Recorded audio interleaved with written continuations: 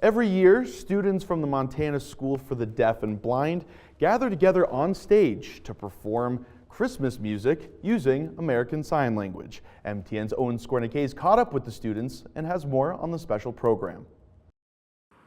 The RB Drive-In opened its doors for the first time when TV used to look like this. And a lot has changed in the last 75 years, but this popular drive-in has remained a staple in the downtown Helena community. Madison McDonald Thomas, who lives in Helena, is a trick rider who performs all around Montana and is always on the move. Oh, hey, didn't see you there. I'm here at Vigilante Stadium helping out the Helena Public Schools facility and maintenance team clear off the rest of the snow for the Helena Capitol and the Missoula Sentinel semifinal game this Friday. Now, if you don't mind.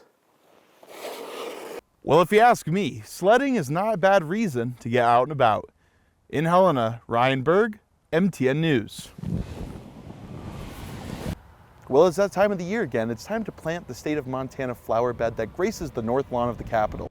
Well, joining me once again at the desk is Joey Bianconi. And Joey, you're not the only one that has the cool glasses today. I got my pair. So we can't see each other, we can't see the cameras now, and Nothing. That's the way it should be, because if it's the fake ones, you'd be able to see through it right now. Yes, and these are for looking directly in the sun, so luckily I can't see anything because yes. And as far as the ISO goes, it'll be appeared inside the glasses just to make sure that you're looking safely into the sun, not damaging anything. You'll right? also want to make I'm clearly not cut out for this, but for Helena fighter Taj Ray, it's more up his alley, where he achieved a title that many fighters dream of, being a champion. The board that tracks livestock killed by predators says that claims are down in 2023. The Montana Livestock Loss Board tracks stock animals killed by grizzly bears, wolves, and mountain lions, and manages that the funds that reimburse farmers and ranchers for their losses. According to the board's latest numbers, predators killed 154 animals in 2023 that were valued at nearly $213,000.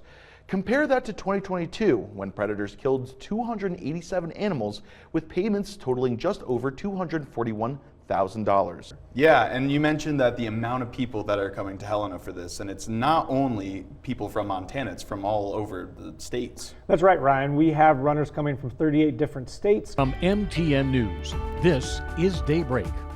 Well, good morning, everyone, and thanks for joining us. I'm Ryan Burg. Wednesday in East Helena, leaders held a round table to talk about the progress in expanding career and technical education opportunities and what could come next. Governor Greg Gianforte brought state managers, educators, and business leaders together at East Helena High School. Their goals included broadening the pool of students in CTE classes and getting them interested earlier. As part of the state's recent round of charter school applications, East Helena got approval to scale up its 227 Academy program, which provides more individualized learning plans for students who need them. The U.S. Department of the Interior launched a pilot program to strengthen local governments' wildfire response. The program can be used by local governments to purchase slip-on tanker units that will allow them to quickly convert trucks and other vehicles to operate as wildland fire engines. Funded with an initial $5 million investment, this program will help small, remote emergency response agencies to quickly expand their wildfire response capacity. The funding comes from more than $785 million bipartisan infrastructure law. Local governments that provide emergency services to areas with population of 25,000 or less are eligible to apply. Grant applications must be submitted through the grants.gov website by March 21st. Now we'll head on over to Chief Meteorologist Curtis Grevenance for a look at your weather. A general rule of thumb is to report large amounts of smoke when you see it, but for this fire behind me, it's a little different. The Helena Lewis and Clark National Forest began conducting a prescribed burn in this area to help prevent wildfires in the future from getting out of hand. On Tuesday, the Helena Lewis and Clark National Forest began a prescribed burn south of Helena in the Rodney Ridge area. This is a continuation of work that started in the spring of 2022 on the other side of the ridgeline and is part of the 10-mile South Helena Vegetation Project. The goal is to reduce risk to firefighters and the community should a wildfire break out in the area in the future. They're going to be looking at bringing fire down these ridgelines to reduce all the dead and down fuels on the ground. Gonna hold one up, there's lots of branches like this that are lying all over and much bigger logs as well. Crews with the Helena Ranger District plan to burn about 120 acres along the Rodney Ridgeline. We have the grayback crews are here. We have a crew from the Beaverhead Deer Lodge National Forest. Of course, Helena, Lewis and Clark National Forest crews are here. And then kind of a handful of resources from Idaho and other national forests. So it's a pretty big team for around 70. Public Affairs Officer for the Lewis and Clark County National Forest, Chiara Cipriano, said the Forest Service agreed that Tuesday had the perfect conditions to conduct the prescribed burn. In the wilderness urban interfaces, it's really a short window of time that we have the right conditions, the higher humidity levels, lower winds, right fuel moisture levels. And so when we have opportunities like this, we really, try to assemble the people we need quickly and be able to get on the ground. With the burning being finished, Cipriano mentioned that smoke may still stick around into the evening, but should not be anything to worry about because the burn was conducted in accordance with Montana air quality standards. In Helena, Ryan Burg, MTN News.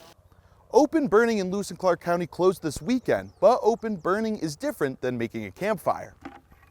Debris burning in campfires are pretty different, more specifically in size. If you get over 48 inches, it is called a bonfire. Bonfires are not the ones that we want. A fire at or over 4 feet in diameter would be identified as an open burn, but lengths under that limit would be considered a campfire. This is 4 feet, which is considerably bigger than our fire here, which is just under a foot. Lewis and Clark County Sheriff, Coroner, and Fire Warden Leo Dutton closed open burning Saturday, July 1st, in consultation with the Rural Fire Council, Forest Service, BLM, and DNRC. Typically, July and August are our hottest months. And why we haven't done this before, I don't know, but it makes good sense. The moisture dries out quickly, as you can see. The fires that we get mostly come in July and August. According to the Montana DNRC, around 75% of wildfires are human-caused, which is why when we're setting up campfires, we all need to be careful. Dutton states that while campfires are fun during the summer months, always being attentive to the fire is most important. Keep your fire 25 feet away from your vehicles, from overhanging trees, things like that. Build a rock wall or a rock ring around your fire. Make sure that you clear brush and combustible materials from your fire, and then enjoy it, watch it, make sure that it doesn't get out of control. Dutton also mentioned that making sure the fire is completely out when done is crucial. But even with using water, you need to make sure that the embers and coals are not hot and that everything's cold to the touch. And it's not a bad idea either to have something to clean your hands with. Reporting at Black Sandy, Ryan Burg, MTN News. Originating in Helena in the mid-'80s, now with 3 locations across the Treasure State, the Staggering Ox has been serving unique sandwiches like this for 40 years and counting. Sean, Chuck. On October 7th, 1983, Keith Clevenger went all out on his dream and first opened his restaurant doors to Helena, calling it the Staggering Ox. I knew a sandwich place in Montana here that put out these great big sandwiches, and I ate quite a few of them when I was in school, and I thought, well, that's kind of that'd be a fun thing to do. Clevenger, president of Staggering Ox Incorporated, is more than grateful to have reached the 40-year milestone. Over the past 4 decades, the Ox has seen their fair share of hurdles, from the damage they took from the train explosion of '89 to most recently the COVID-19 pandemic. But the community has always been there to support them. And with everything the community has given them over the years, Clevenger and the Ox always remember to give back. We donate a lot of food to various organizations around town who want to have some door prizes or whatnot. I don't know, we probably give away a couple thousand sandwiches a year. Over the years, the Staggering Ox has made tons of different sandwiches, some with catchy names that hint at their ingredients, like the vegetarian Rabbit Habit.